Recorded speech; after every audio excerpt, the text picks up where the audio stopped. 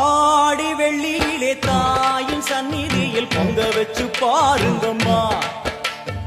ஆடி வெள்ளியிலே தாயின் சந்நிதியில் பொங்க வச்சு பாருங்கம்மா.